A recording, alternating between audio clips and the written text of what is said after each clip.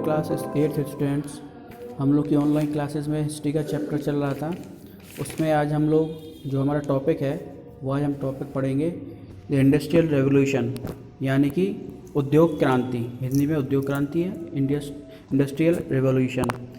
तो पढ़ते हैं इसको। The expansion of trade and business and the demand of for increasing production of goods compelling the European to improve their technique of production and organization of business। यानी कि क्या हुआ, जब trade उनका बढ़ने लगा, जब यूरोपियन थे उनका ट्रेड बिजनेस बढ़ने लगा, ठीक है, उनका व्यापार था, व्यवसाय था, वो उनका क्या था, काफ़ी बढ़ चुका था, ठीक है।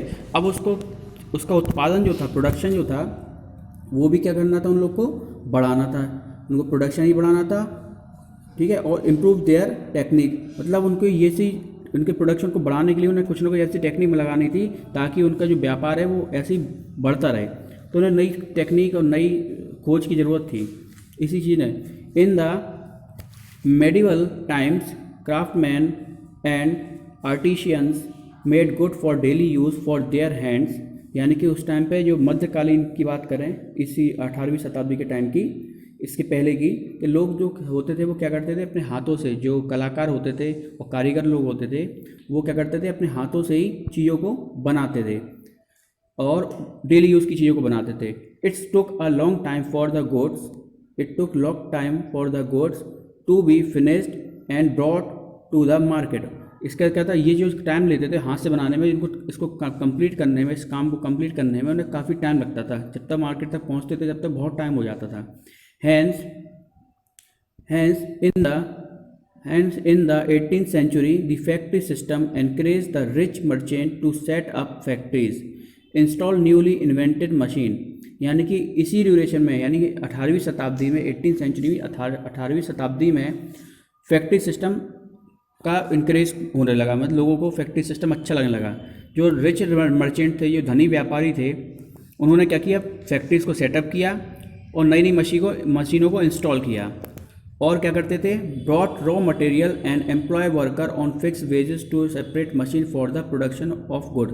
वो क्या करते थे, रॉ मटेरियल खरीदते थे और जो वर्कर्स होते थे उनको कुछ फिक्स अमाउंट पर क्या करते थे, मशीनों को चलाने के लिए रख लेते थे। This development is the production of goods is in the factory with the help of machine is known as industrial revolution. और जो इस समय जो भी हमारे जो गुड्स बन रहे थे, जो भी चीज़ें, वस्तुएं बन रही थी, जिनका उत्पादन जो हो रहा था वो फैक्ट्रियों से हो रहा था। इस चक्कर में, इसी वजह से इसको क्या बोलने लगे, इंडस्ट्रियल रेवोल्यूशन बोलने लगे। The industrial revolution started from England and soon separated from Europe. यानी कि क्या हुआ, सबसे पहले जो रेवोल्यूशन था वो कहाँ से स्टार्ट हुआ, इंग्लैंड से स्टार्ट हुआ और पूरे विश्व में, यहाँ तक यूरोप वगैरह में, सब जगह देशों में फैल गया। इसके बाद new invention like flying shutter, spinning jenny, power loom etcetera revolutionary the textile industry. यानी कि जो नए नए आविष्कार हुए थे इस टाइम पे मशीनों के, फ्लाइंग शटर हुई, स्पिनिंग जेनी और पावर लूम, इसने क्या किया, टेक्सटाइल यानी कि कपड़ा जो उद्योग था उसको क्या किया, क्रांति ला दी यहाँ पर। These replaced the cottage industry. उन्होंने क्या किया, replace the cottage industrial means क्या होती, कॉटेज इंडस्ट्री कौन सी होती थी, जो कुटीर उद्योग होते, यानी कि जो हाथ से बनाने वाले काम थे। पहले जुलाहे लोग होते थे, ये साड़ी माड़ी आपने देखी होगी कि हाथ से बनती है तो वो मशीनें लगती हैं, घरों में लग जाती हैं मशीनें, उनसे बन जाती है। तो उस जो कॉटेज इंडस्ट्री थी उसको क्या किया, इसको रिप्लेस कर दिया, ठीक है।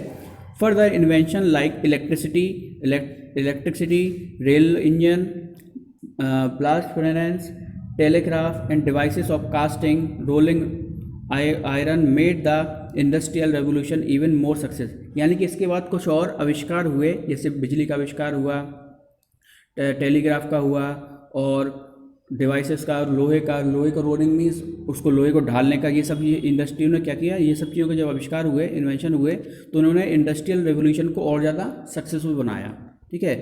अभी आप लोग को सिर्फ इतना ही पढ़ना है। इसमें अगर कोई प्रॉब्लम होती है तो आप स्कूल में आके या मैसेज करके पूछ सकते हैं। Thank you.